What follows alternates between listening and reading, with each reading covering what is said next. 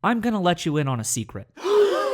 Cute girls doing cute things is one of the most diverse, relatable, and even progressive genres of anime, given the right hands. That take hot enough for you?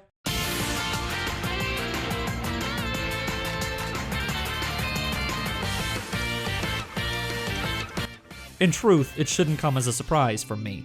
I've been described as a moe apologist. If you've watched my other videos before, I'm sure you've already heard me proselytize about the magic of the mundane. No need to repeat myself here. Few genres, as much as you can call it that, polarize people like cute girls doing cute things. It's not just you love it or you hate it. There's a vocal group of fans across the spectrum who decry its existence as cancerous to the medium itself. With people dismissing it wholesale, oftentimes on flimsy pretenses, I find it important to highlight what makes cute girls anime so appealing to so many, and little exemplifies that better than Hidamari Sketch. It's cute, it's wide, it's... Hidamari Sketch is both the quintessential Shaft and cute girls show. The hallmarks forming the studio's unique identity are all here, from the deformed expressions to the inventive way it uses space. Space! Several of these techniques we've come to recognize as pure Shaft double as valuable time savers to meet their demanding schedule. It inserts real-life objects in place of animated ones, the backgrounds lack almost any detail, we see no other characters besides the ones we care about, it uses abstract elements to represent physical movement. Add it all up, and this may not look like your typical cute girls anime. In addition to helping the production staff, scrape by, the style goes a long way towards keeping the series visually engaging. Important, given Hida Sketch is as mundane as it gets. On their face, the events of any given episode are remarkably ordinary. Exactly! That's the problem! I hear you say. But before you file this one away as uninterested, dear viewer, ordinary does not mean boring. Truth be told, the voice acting alone should take care of that. As is the norm with Shaft works, the VA talent on display here is incredible. Especially Kaori Mizuhashi as Miyako and Miyu Matsuki as Yoshinoya-sensei, who tragically passed away in 2015. The eccentric teacher, one of her best roles.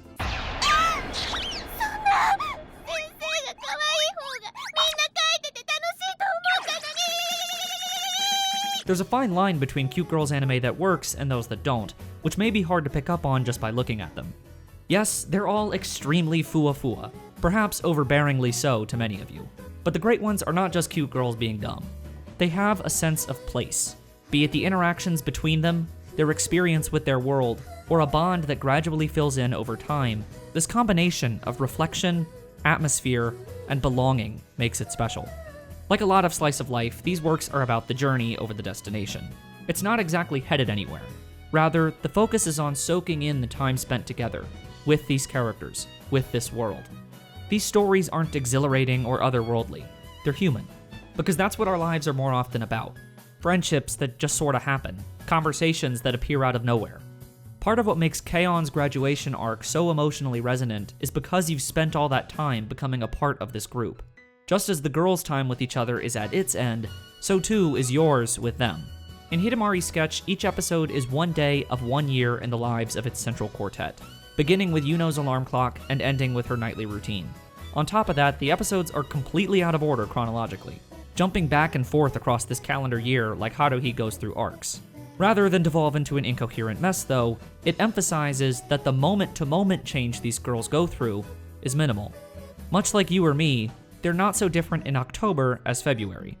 However, when it's all over and you take these moments as one, you see the arc, the journey they've gone through together.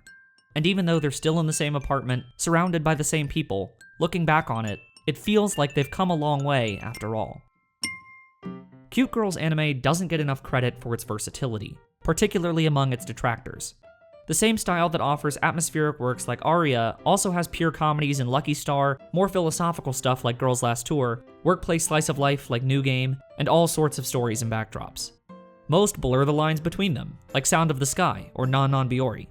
Hidamari Sketch also feels like an amalgam of these varieties. While the strength of the show lies in its character interactions, it definitely has that Iyashikei healing element. At the same time, the series has a clear Nichijokei or everyday emphasis. It savors in their small joys together, their worries and fears, their individuality. It doesn't use its relatability as a crutch, a shortcut to making the characters seem fully realized without actually doing so. No, while they have their tropes, you have a strong sense for who they are as people, how that informs their dynamic with one another. That is what separates the good from the bad here. All that being said, with maybe the exception of ecchi and fan service shows, few genres receive the same blowback as cute girls doing cute things. These shows are always subject to the ire of the same warmongering meatheads who whine every season about the hordes of moe blobs come to pillage their crops. Forehead veins bulging at the mere sight of this cute girl holding her photorealistic cabbage. By all means, it's fine if you don't like cute girls anime. That's not an uncommon opinion to have. But if your first reaction at the thought of something you dislike existing is to bitch and moan online, maybe you should check yourself. I, for example, could say the latest Edgefest you fawn over is just as vapid and off-putting as the last. Of course, I'm not going to say that, but I could. So if you're someone who just can't jive with the happy fun times of a Hidamari sketch, here is Jack UTS's 3-step guide to navigating a world where girls are cute in anime. 1. Calm the fuck down. 2. Watch something else. 3. Refer to step 1. Yes, cute girls anime occasionally suffers from a heavy male gaze. You remember that fine line I mentioned earlier. You'll find nothing of the sort here. Hida Sketch does not turn its characters into objects of sexual desire. Hell, it spends half an episode in a bathhouse with its characters straight up naked, but it doesn't once feel erotic or sexualized in any way.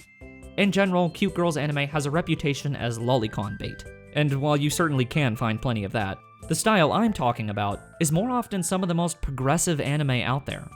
Look no further than kids shows like Pre-Para or Precure, recent anime like Yuru Camp, and even a place further than the universe, though I wouldn't classify it in this genre. Or take K-On!, an unmistakably feminist work. I don't just say that because it stars a group of female characters. The show details the meaningful relationships between them, how they empower one another, and celebrates their femininity. On top of that, its female voice is clear. A majority of the production staff were women, most notably Naoko Yamada the director, Yukiko Horiguchi the character designer, and Reiko Yoshida on series composition. All of which makes these alt-right loons with MAGA hat K-On! Avies on Twitter incredibly ironic. If that's not enough, the same team also made Tamako Market. But this isn't a KyoAni video. We're here for Hidamari Sketch, another woman-made property and original mangaka, Ume Aoki. It encompasses exactly what makes this genre so warm and endearing to me. It's genuinely therapeutic, the perfect dose of happy when real-life bullshit weighs me down. Nothing lifts me back up like an episode of a Hidamari sketch. I'm sure my perspective here will be met with backlash from multiple sides. Cute girls anime can be a real flashpoint for people, but Hida Sketch illuminates what I come to the genre for. Ultimately, it's not the universally fetishy anti-women schlock I've seen fellow progressives label it as, nor the death knell to manime prophesized by the toxic masculinity brigade. You just have to know where to look. When handled properly, it's cute, not objectifying. Mundane, not boring. Empathetic, not alien. It's... はい、もう食べちゃダメ。